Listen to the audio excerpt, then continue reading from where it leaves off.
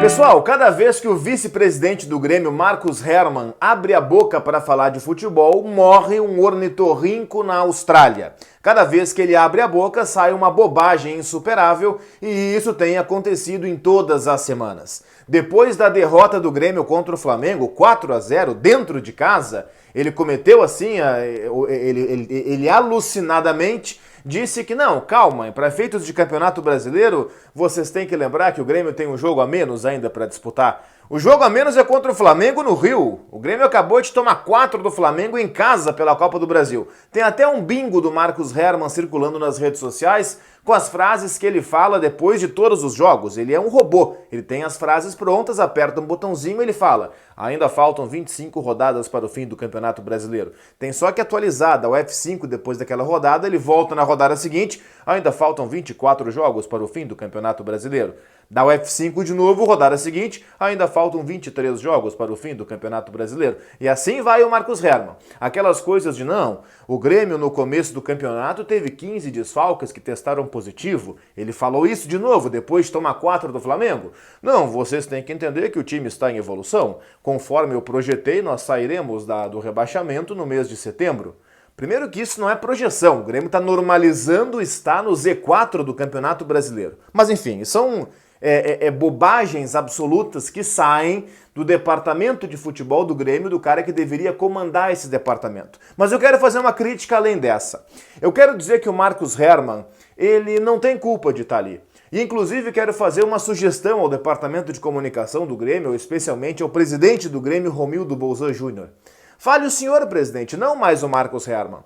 Porque se o Grêmio sair dessa zona complicada na qual ele se encontra, o torcedor do Grêmio, a imprensa, todo mundo sabe que o Marcos Herrmann não terá movido um fio de cabelo para isso. Aliás, sejamos justos, se o Grêmio for rebaixado, também não será por culpa de Marcos Herrmann. Marcos Herrmann é uma figura que está ali. Ele não move um fio de cabelo, nem para um lado, nem para o outro, nem para cair, nem para ser campeão. Como, a rigor, vice-presidentes de futebol do Grêmio não moveram um fio de cabelo, pelo contrário, foram absolutamente omissos em todos os anos anteriores, se pegar de 2015, 16 para cá. Então, um presidente ou um vice-presidente omisso a mais ou a menos não vai fazer diferença. Quem tem que falar é o presidente. O Marcos Herrmann não tem culpa de estar ali tomando 4-0 e dando a cara a tapa. Mal comparando, é que nem o coitadinho do Luiz Fernando. O Luiz Fernando, que entrou no segundo tempo e errou absolutamente tudo que tentou contra o Flamengo, e não satisfeito em errar tudo, ainda deu um coice lá no cara e cometeu um pênalti no final, ele não tem culpa de estar ali. Ele está jogando num ambiente em que tem contra ele o cara que jogou Copa do Mundo pela seleção do Uruguai, Arrascaeta. O cara que volta e meia convocado para a seleção brasileira, Everton Ribeiro. O cara que é um dos goleadores do futebol mundial, Gabigol. Um grande jogador que passou por futebol europeu, jogou no Wolfsburg, no Santos, ídolo no Flamengo, Bruno Henrique. O Luiz Fernando, com todo o respeito que merece esse jogador, que é um sujeito, não tenho dúvida, íntegro, honesto, com uma retidão de caráter, não tenho dúvida dessa capacidade do Luiz Fernando. Mas ele não tem nível sequer para jogar a Série A do Campeonato Brasileiro. Nem mesmo por um time menor, muito menos pelo Grêmio. Tanto é que o time que ele jogava, que era o Botafogo, ele era reserva. E ele era reserva de um Botafogo que caiu para a segunda divisão. Então o Luiz Fernando, pobrezinho, não tem culpa de estar ali. Alguém colocou ele ali. E, aliás, por sinal, quem pediu o Luiz Fernando e quem mandou renovar com o Luiz Fernando foi o Renato, que aproveitou-se do Luiz Fernando para tocar 4-0 no Grêmio na Arena. São as coincidências do futebol. Tem quem adore o Renato, paciência, né? Leva para casa. Agora, voltando ao Marcos Herrmann, ele não tem culpa de estar ali. Ele foi colocado ali.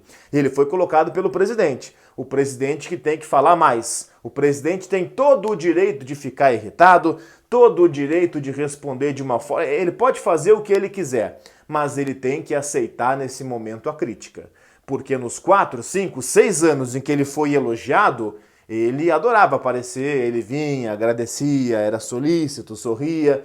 Agora chegou o momento de inverter a situação, presidente. Agora é hora em que o senhor é criticado, porque o trabalho está bastante complicado e quem está aparecendo para dar a cara a tapa é o vice de futebol.